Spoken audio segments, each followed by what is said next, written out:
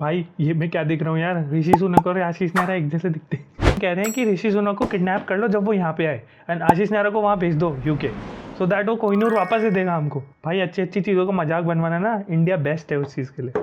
Okay so hi everyone, in this video we are going to talk about कि कैसे आप अपनी salary को तरीके से स्टॉक्स में रेगुलरली इन्वेस्ट कर सकते हो। एंड इस वीडियो में आपको ये बताऊंगा कि कैसे आप इन्वेस्ट करके भूल सकते हो हर महीने एंड अपनी खुद की एनालिसिस भी कर सकते हो किस तरह स्टॉक्स को स्क्रीन करना है। अगर मान लो कि आप स्टॉक्स नहीं लेना चाहते, म्यूचुअल फंड लेना चाहते हो, तो कौन सा mutual fund would be better for you and how to go about investing it. तो सबसे पहले आपको ये समझना पड़ेगा कि आपके अंदर वो डिसिप्लिन आना चाहिए जिसके थ्रू आप इन्वेस्टमेंट कर सकते हो। मतलब फाइनेंशियल डिसिप्लिन है, ये दो ऐसी चीजें हैं जिसके थ्रू ही आप अपनी वेल्थ ग्रो कर सकते हो। अगर मान लो आप इन्वेस्ट करना ही नहीं चाहते हैं, रेगुलरली नहीं कर पाओगे, तो आपकी वेल्थ कभी भी ग्रो नहीं होगी। चाहे बाढ़ आए, भूकंप आए, कुछ भी आए, आपको इन्वेस्टमेंट करते रहना है। एंड सबसे पहला पॉइंट उसके लिए कि एसआईपी बेस्ड इन्वेस्टिंग से लोगों का कंपाउंडिंग इफेक्ट से इमेजरेबल वेल्थ निकल के आती है। SIP stand for systematic investment plan. तो ये चीज आप पहले से जानते होंगे, बट मेन चीज मैं जिस पे फोकस कर रहा हूं दैट इज डिसिप्लिन।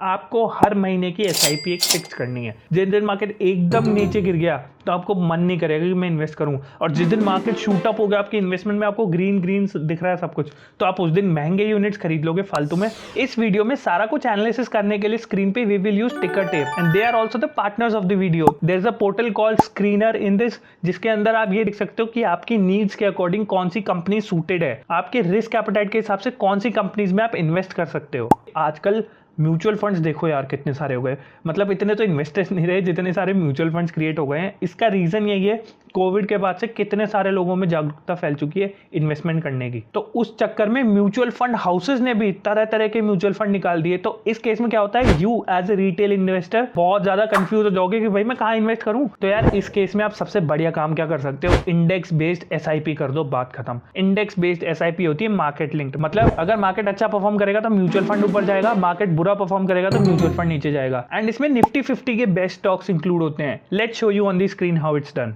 एंड इसमें हमने निफ्टी का इंडेक्स फंड खोला हुआ है। एंड सबसे बढ़िया बात है कि ये लेफ्ट में 4 पॉइंट्स दिखा देता है, तो यू कैन सी कि इसकी जो सेम कैटेगरी के फंड्स है, मतलब और इंडेक्स म्यूचुअल फंड्स है, दूसरे फंड हाउसेस से ये बेटर परफॉर्म कर रहा है, तो it's a positive sign. Expense ratio भी इसका इंडस्ट्री स्टैंडर्ड से बहुत कम है। And return versus FD rate आप देखोगे कि इसका रिटर्न बेटर, ऑब्वियसली बेटर। ये रिटर्न तो आपको 6% देता है। इसमें सीएजीआर देखो 12.45% का, अगर आप एवरेज आउट करते हो लास्ट 5 ईयर्स।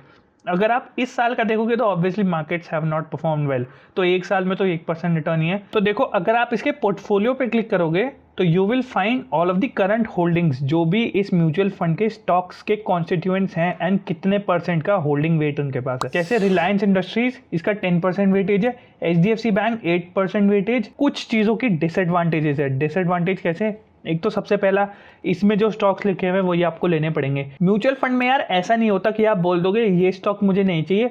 अगर आप किसी भी म्यूचुअल फंड का एक यूनिट भी खरीद रहे हो तो इस परसेंटेज वेट में ही आपको वो म्यूचुअल फंड का यूनिट मिलेगा। सबसे बड़ा शेयर जो मुझे जिसमें इससे प्रॉब्लम है दैट इज भारती एयरटेल।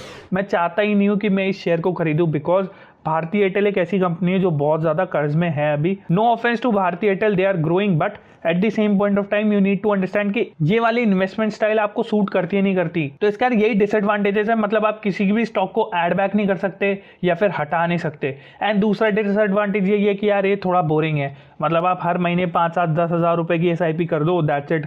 आपको ध्यान ही नहीं देना, आपको देखना नहीं है ग्राफ पे कि ऊपर जा रहा है नीचे जा रहा है, एंड आपको पता रखना भी नहीं है ऑनेस्टली कि कितना कर। अगर आप देखते रहोगे तो कोई फायदा नहीं है। इट्स जस्ट दैट कि क्वार्टरली आप विजिट कर सकते हो आपकी इन्वेस्टमेंट्स कहाँ हैं, बट अगर आप अपने पोर्टफोलियो को इंक्रीज करना चाहते हो तो that's not the way to look at your portfolio की हर थोड़े थोड़े दिन में आप पोर्टफोलियो देख रहे हो ये सोच के कि अब बढ़ गया अब कम हो गया। बट आपको इन्वेस्टमेंट करनी है फॉर अ स्टेबल पोर्टफोलियो, तो इंडेक्स बेस्ड एसआईपी उसके लिए बहुत अच्छी है। And you can also do one thing, you can also invest in the sectoral fund. Let's say कि आईटी सेक्टर अभी बहुत ज्यादा डाउन है, मतलब आईटी सेक्टर पर से इंडिया में भी बहुत ज्यादा कम है। तो इट्स जस्ट लाइक कि कोई भी सेक्टर कभी किसी टाइम बूम करेगा तो बहुत ऊपर जाता है, एंड देन जब वो करेक्ट होता है तो बहुत नीचे आता है। तो आपको ये बात ध्यान रखनी कि थोड़ा सा वॉलेटाइल होता है सेक्टोरल म्यूचुअल फंड, तो मेक श्योर कि आपकी रिस्क एपेटाइट के हिसाब से हो। एंड ऑल्सो मेक श्योर कि आप सेम सेक्टर की कंपनीज में इन्वेस्ट नहीं कर रहे हो। मतलब जैसे मान लो कि आप एफएमसीजी में ही 3-4 स्टॉक्स पिक कर लेते हो, तो उसमें प्रॉब्लम है कि एफएमसीजी पूरा मार्केट इन्फ्लेशन की वजह से अगर डाउन होता है तो सारे स्टॉक्स भी गिरेंगे।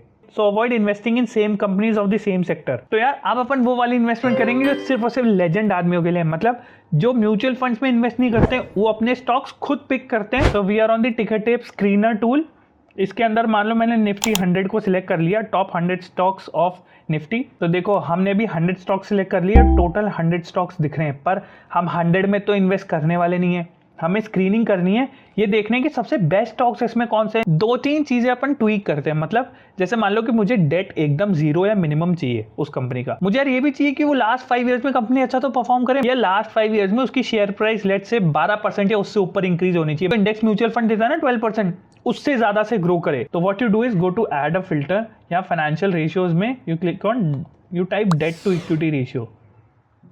आप एक तो ये ले लो और एक CAGR, 5 ईयर का CAGR, दैट्स इट।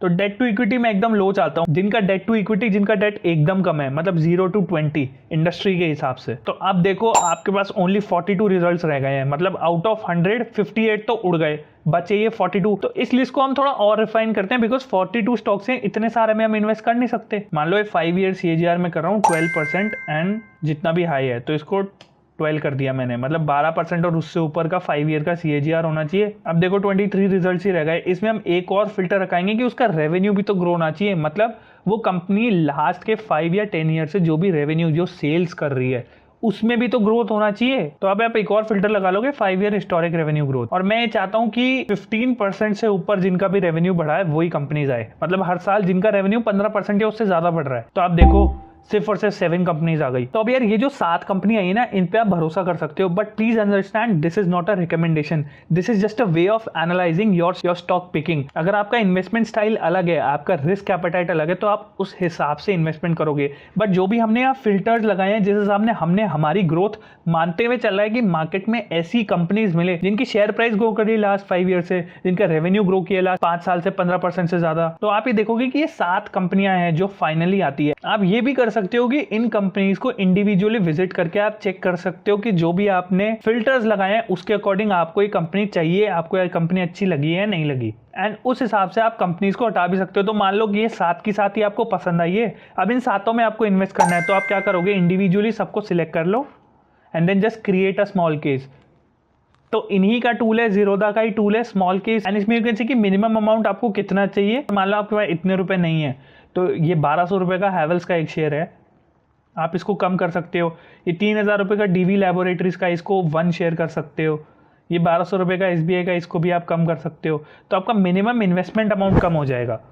कुछ शेयर इसमें महंगे भी है, जैसे एवेन्यू सुपरमार्ट, इसको आप एक कर लो। कुछ और महंगे हैं, जैसे बजाज का 6000 का है। तो अगर आप ये नहीं ले सकते तो आप इसको हटा भी सकते हो। आप इसमें हर दूसरे या तीसरे महीने, हर क्वार्टर में एक शेयर में इन्वेस्ट कर सकते हो। एटलीस्ट उस केस में आपकी इन्वेस्टमेंट तो हो रही है। अगर आपका मान लो 10,000 रुपये पर मंथ का ही बजट है, तो उस हिसाब से आप अपनी इन्वेस्टमेंट्स को प्लान कर सकते हो। एंड ये जो टूल हम यूज करें टिकरटेप, इसमें एक प्रो वर्जन भी आता है जिसके थ्रू और इमेंसलेस फीचर्स आते हैं। If you go and visit the website using the link in the description and use the coupon code that is provided by us, आपको 20% ऑफ मिल जाएगा इसकी प्रो मेंबरशिप पे, if you sign up for at least 3 months. तो ये जो भी companies आपने सिलेक्ट करी है, टाइम टू टाइम कम ज्यादा होती रहेगी। मतलब हो सकता है कि ये 7 के बजाय 8 हो जाए, 7 के बजाय 6 हो जाए एवरी क्वार्टर। आप इस स्क्रीन को सेव भी कर सकते हो, अपनी न्यू स्क्रीन है, इसको सेव पे क्लिक कर दो, इसका नाम कर दो ग्रोथ। तो जब भी आप ऑल स्क्रीन्स में आओगे, ग्रोथ पे क्लिक करोगे, आपके 7 स्टॉक्स यहाँ आ जाएंगे। तो मेक श्योर कि आप क्वार्टरली तो एटलीस्ट इसको विजिट करके चेक कर रहे हो और अपना पोर्टफोलियो स्मॉल केस रीबैलेंस कर रहे हो। मतलब हो सकता है कि कुछ स्टॉक्स इसमें से चले जाएं, कुछ एड बैक हो जाए, तो आपको वो वाली रीबैलेंसिंग करती रहनी है। But make sure that this is not a recommendation. आप अपने हिसाब से अपनी रिसर्च कर रहे हो and then you go forward with your investing journey. So that's all for the video. I hope कि आपको सही लगा हो, समझ आए हो कि कैसे आप अपनी मंथली सैलरी को फिक्स तरीके से इन्वेस्ट कर सकते हो एंड रेगुलरली कैसे अपना पोर्टफोलियो बिल्ड कर सकते हो। So we will meet you in the next video. Bye bye.